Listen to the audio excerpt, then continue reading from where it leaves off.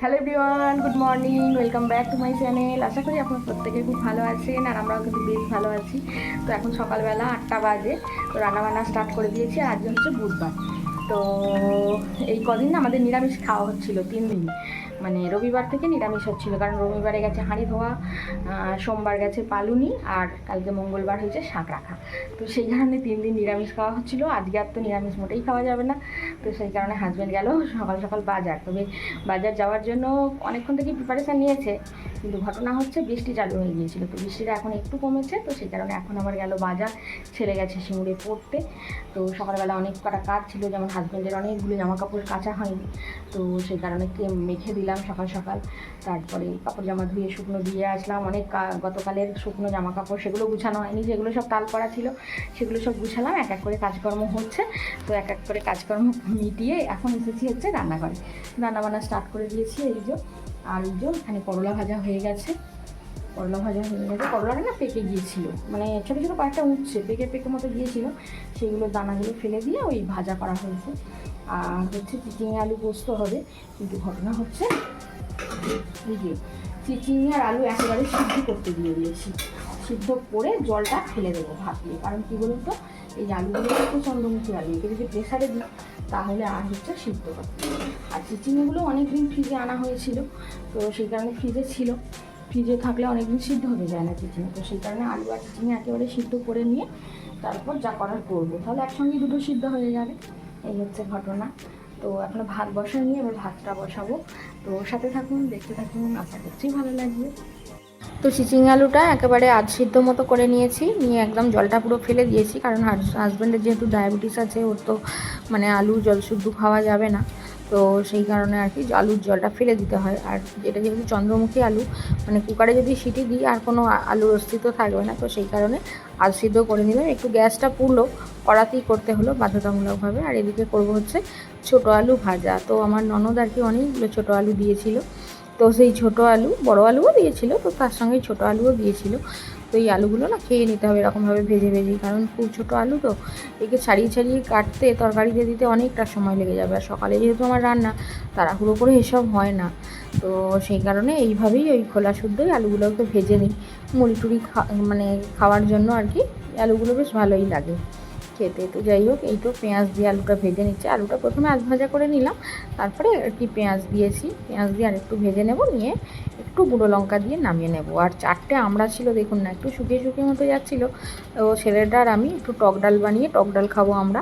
আর শাশুড়ি আর হাজব্যান্ড আর কি, ওরা কিন্তু দুজনে মানে মুসুরির ডাল খাবে, ওরা টক ডাল খেতে যায় না, কারণ বর্ষার দিনে ওদের অ্যাসিডিটি হয় বেশি। তো যাই হোক, এদিকে দেখুন মুষলধারায় বৃষ্টি আরম্ভ হয়ে গেছে, দেখছেন, মানে প্রচণ্ড বৃষ্টি। আর ওই মিটারের ওই যে ওখানে সাবান টাবানগুলো রাখা থাকে, ওই দরজাটা দেওয়া হয়নি, পাল্লাটা, ওখানটা পুরো ভিজে যাবে। তো যাই হোক, ওখানটা তবুও কিছুটা গার্ড আছে, সানসেটটা আছে যেহেতু।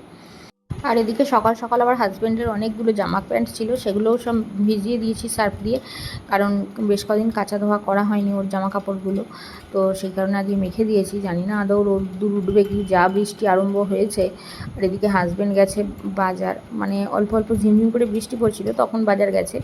আর বাজারে গিয়ে আটকে গেছে, এই যে মুষলধারে বৃষ্টি আরম্ভ হয়েছে, আর বাড়ি আসতে পারেনি। তো এসে গেলে এবার আমাকে ওই তাড়াহুড়ো করে মাছ টাছ রান্না করতে হবে, এই হচ্ছে ব্যাপার। কারণ বাজারে গেলে ও আবার একরকম মাছ নিয়ে আসে না, 2 রকম 3 রকম নিয়ে আসবে, এরকমটা মানে যে যেমনটা খেতে পছন্দ করে সে আর কি, তার জন্য ঠিক সেই রকমটা ও ঠিক নিয়ে আসে। তো যাই হোক, আমাদেরকে ভালোবেসেই তো নিয়ে আসে, তাই না বলুন।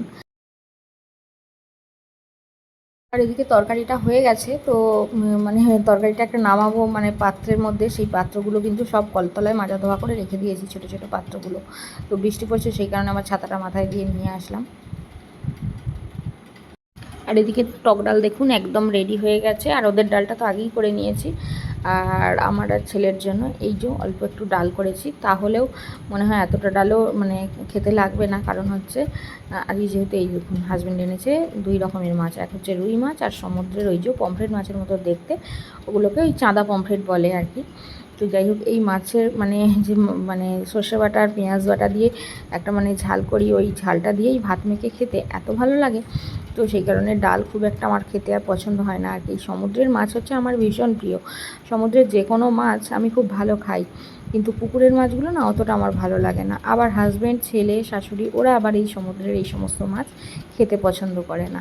তো যাই হোক, যার যেমন ভালো লাগে, আমি আগেই বললাম যে হাজব্যান্ড না ওই যার যেমন যে যেমন পছন্দ করে তার জন্য সেরকমটা নিয়ে আসে, একটু ধৈর্য ধরে বাজারটা ঘুরে ঘুরে ও নিয়ে আসে। তো যাই হোক, কয়েকটা মাছ আবার রেখে দিচ্ছি, আগামীকাল বৃহস্পতিবার, আগামীকাল আর করবো না, ওই শুক্রবার নাগাদ করে নেবো আর কি। আর এই সমুদ্রের মাছগুলো না ভীষণ টেস্টি, আমার তো ভীষণ ভালো লাগে। আমার ছেলে কিন্তু খায় না জানেন তো, এই রুই মাছ পেলে ও কিন্তু এই মাছ খেতে চাইবে না, কিন্তু যদি কোনো মাছ না থাকে তখন কিন্তু এই মাছের দিকে ও হাত বাড়ায়। এই হচ্ছে ব্যাপার। তো যাই হোক, দু পিস করলাম, ওর আর আমার 1 পিস করে। ও যদি খেতে চায় তখন দেবো, আর না যদি খেতে চায় তাহলে ওই রুই মাছ খাবে। আর চলুন ফ্রিজে রেখে দিই। ওদিকে হাজব্যান্ডকে খেতে দিয়ে দিয়েছি, ও অলরেডি খাওয়া দাওয়া করছে। আর মাছটা নিয়ে আসলো জানেন, তারপর তাড়াহুড়ো করে ধুয়ে বেছে, মানে বাছাই আনে, ধুয়ে নিয়ে তারপরে রান্নাবান্না করে এই যে তাড়াহুড়ো করে ওকে খেতে দিয়ে দিলাম। তো সেই কারণে ওকে আজকে বললাম যে আজকে আর ডালিয়া টালিয়া বানাচ্ছি না, আজকে তুমি এই মানে মুড়ি নিয়ে যাও, তরকারি আছে, আলু ভাজা আছে, যা হয় কিছু দিয়ে নিয়ে যাও। আর গতকাল এনেছিল হচ্ছে হাজব্যান্ড সিঙাড়া, তো আমি আর ছেলে না ভীষণ সিঙাড়া খেতে পছন্দ করি, নিয়ে এসেছিলো। কিন্তু ঘটনা হচ্ছে কালকে আমার একটুখানি মানে প্রবলেম হচ্ছিলো আর কি, একটু লুজ মোশন হচ্ছিলো, তো সেই কারণে আমি আর খাইনি।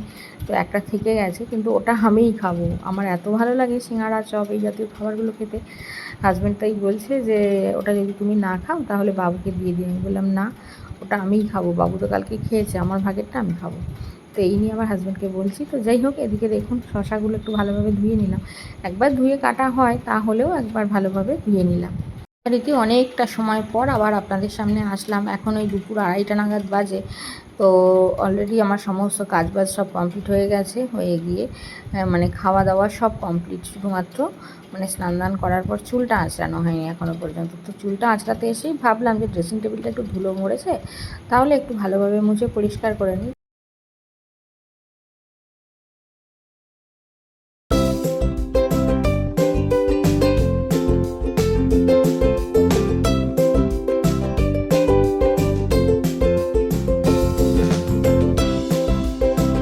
তো নিচে সমস্ত কাজকর্ম মিটিয়ে ওপরে চলে আসলাম, এখন কিন্তু আর নামবো না, সেই পরিয়ে নিয়ে তারপর সন্ধ্যাবেলা নামবো।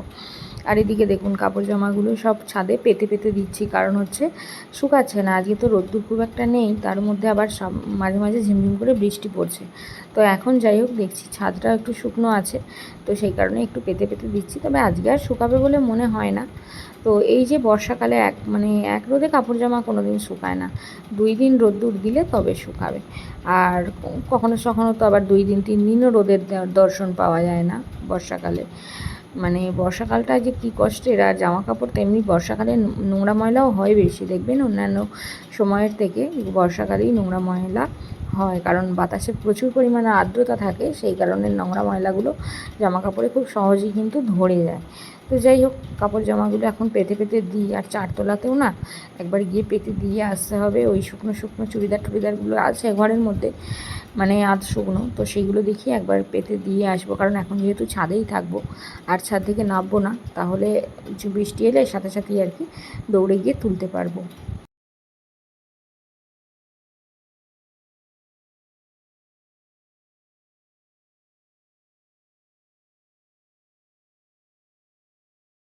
আর এখন বিকেলে ডিঙ্কা চলে এসেছে হচ্ছে পড়তে।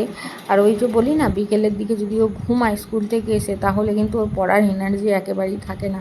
তো আজকেও সেই আর কি, অনেক মানে অতি কষ্টে মনে হয় ঘুম থেকে উঠে এসেছে পড়তে, আর এসে আমার কথাও শুনছে না, কিছু নয়, মানে একটা কথা বারবার বলতে হচ্ছে, সেটা বারবার লিখছে, মুছছে, এই দেখতে পাচ্ছেন এই করছে। আর ওই যে এক মানে এক ঘা খেলেও আর কি, তো বারবার বলতে একটা কথা বিরক্তই হয়ে যায়, তখন সেই কারণে আর কি একটু আধটু দিয়েও দিই মাঝে মধ্যে। তো কাপড় জামাগুলো মেলে দিয়ে ডিঙ্গাকে পড়াচ্ছিলাম, হঠাৎ করে বৃষ্টি চালু হয়ে গেল, একদম বৃষ্টি চালু হওয়ার সাথে সাথেই দৌড়ে গিয়ে তুলেছি, কিন্তু তাহলেও ভিজে গেছে কাপড় জামাগুলো। আর এমনিতে রোদ্দুর ছিল না, ভালো শুকায়নি, তার উপরে আবার ভিজে গেছে। তো কী আর করা যাবে, সব এই চেয়ারের মধ্যে তুলে রেখে ডিঙ্গাকে পড়াচ্ছিলাম। তো ওর আর কি ওই যে পড়ার ছুটি দিয়ে দিলাম, দিয়ে এই তো কাপড় জামাগুলো এবার মেলে দিচ্ছি। 3তলার রুমেও কিছুটা দিয়েছি, আবার এই 2তলার মানে বারান্দায় রুমে দিচ্ছি আর কি। গুড ইভিনিং, সন্ধ্যাবেলা চলে এলাম রান্নাঘরে, সকাল সন্ধ্যা রান্নাঘরে তো ডিউটি দিতেই হবে। তো এখন এই যে হাজব্যান্ড আর আমি চা খাবো, এই তো তার জন্য 2 কাপ চা বানিয়ে নিলাম। ছেলেটা নেই, ও গেছে শ্রীরামপুরে পড়তে। তো এক্ষুনি পড়ে যাচ্ছিল। তো যাই হোক, একটু আসতে ওর রাত্রি 10:30 11:30 তো বাজেই, তো ও বাড়ি নেই, সেই কারণে আমরা দুজনেই এক কাপ করে চা খাই। চাটা খেয়ে তারপর রুটি তরকারি করবো। আর এদিকে কুমড়ো কেটে নিয়েছি, কুমড়ো আলুর তরকারি করবো আর রুটি বানাবো। আর আমার ছেলে না এই যে, আর আমার ছেলেটা কুমড়ো আলুর তরকারি দিয়ে কিন্তু রুটি একেবারেই খেতে চায় না। তো দেখি ওর জন্য দুটো পরোটা বানিয়ে দেবো, পরোটা করে দিলে একদম সোনামুখ করে খেয়ে নেবে, কিন্তু কুমড়োর তরকারি দিয়ে রুটিও খেতে চায় না, এই হচ্ছে ঘটনা। তো চলুন চটপট ওকে দিয়ে আসি, দিয়ে এসে আমিও চাটা খেয়ে নিই, তরকারিটা চাপিয়ে দিয়েই চাটা খাবি, তাহলে আমার তরকারিটাও হতে থাকবে আর চাটাও খাওয়া হয়ে যাবে। ভাবলাম যে চাটা ওকে দিয়ে এসে আমি রান্নাঘরে খেয়ে নেব, তারপরে তো চাটা প্রচণ্ড গরম আর রান্নাঘরে তো গ্যাস জ্বলবে, যেহেতু ফ্যান চালানো যাবে না, তো সেই কারণে এখানে চাটা একটু ঠান্ডা হতে দিয়ে গেলাম। আমি না খুব গরম চা খেতে পারি না। এক এক করে পরোটাগুলো ভেজে নিচ্ছি, আর ওদিকে তরকারিটা আগেই হয়ে গেছে, কুমড়োর তরকারিটা বসিয়ে দিয়ে আটা মাখছিলাম। তো আটা মাখার সঙ্গে সঙ্গে কুমড়োর তরকারিটাও এদিকে হয়ে গেল, আর এদিকে আমার আটাটা মাখাও হয়ে গেল। আর পরোটা না আমার ছেলে মানে ভীষণ ভালোবাসে আর কি, পরোটা লুচি ওর তো ভীষণ প্রিয়। আর আমাদেরও যে মন্দ লাগে তা কিন্তু নয়, আমরাও পরোটা লুচিটা ভালোবাসি, তবে আমাদের শরীরের কন্ডিশন অনুযায়ী খুব একটা খাওয়া ঠিক নয়, তো সেই কারণে আমাদের খুব একটা খাওয়া হয় না। তো যাই হোক, এদিকে পরোটাগুলো করে নিই, টুকটুক করে নিয়ে ভাবছি হাজব্যান্ড আমি খেয়ে নেবো, আর ছেলের খাবারটা গুছিয়ে রেখে দেবো, কারণ ওর আসতে তো অনেকটা রাত হয়, আর আমাদেরও সত্যি কথা বলতে খিদে পেয়ে যায়, আর সন্ধ্যার দিকে কিছু খেলে আর কিছু খেতে ইচ্ছা করে না। তো সেই কারণে একদম খেয়ে নেব, খেয়ে ওর খাবার একদম গুছিয়ে ঘরের মধ্যে ঢাকা দিয়ে রেখে দেবো। তো এদিকে পরোটা ভাজা কমপ্লিট, এটা হলেই হয়ে যাবে। আর কড়াইটাতে না কুমড়োর তরকারিটা আগে যেহেতু করেছি, তো তারপর পরোটাটা ভাজছি, তো সেই কারণে কুমড়োর তরকারি করার জন্য কড়াইটা একদম কালো কালো মতো হয়ে গেছে।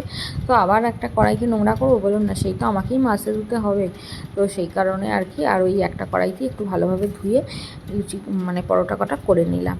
তো কালকে সকালে তো এমনিই মেজে পরিষ্কার করতে হবে। তো যাই হোক, এখন পরোটাগুলো ঢাকা দিয়ে রাখি, রেখে সব এক এক করে গুছিয়ে নিয়ে তারপর খাওয়া দাওয়া করব। তো এদিকে এই যে ছেলের খাবারটা গুছিয়ে তুলে রেখে দিয়েছি আগে, তারপরে আমি এই যে সকালের একটু ভাতের ওই তরকারি ছিল, ওই তরকারিটাও নিয়ে নিয়েছি, আর একটা রুটি, আর হাজব্যান্ড দুটো রুটি খাচ্ছে, দুটো পরোটা খাবে। তো এইরকমভাবে মিলেমিশে না খেলে হবে না, কারণ ওকে যদি সবগুলো রুটি দিই তাহলে আবার ওর একটু মনটা খারাপ হবে যে আমাকে সবগুলোই রুটি দিয়েছে। তো সেই কারণে ওতে আমাদের দুজনে মিলিয়ে মিশিয়ে আর কি রুটি পরোটা খাচ্ছি। তো যাই হোক, ছেলেটার জন্য কিন্তু রুটি রাখলে হবে না, কারণ ও তো আর রুটি খাবে না, ও পরোটা খাবে। ওর জন্য গুছিয়ে সব পরোটা তরকারি ঘরের মধ্যে হাজব্যান্ডকে বললাম রেখে এসে এখানে বারান্দায় রাখার দরকার নেই, কারণ স্লাইডিং যেহেতু খোলা আছে, বারান্দার গ্রিলগুলো ফাঁকা ফাঁকা, কিছু না কিছু ঢুকে যদি পড়ে তাহলে ছেলেটা আমার আর খেতে পাবে না, খাবার দাবার নষ্ট হয়ে যাবে। তো চলুন খাওয়া দাওয়া করে নিই, খাওয়া দাওয়া করতে করতেই আজকে আপনাদের থেকে বিদায় নিচ্ছি। সবাই ভালো থাকবেন, সুস্থ থাকবেন, দেখা হচ্ছে পরবর্তী ভিডিও।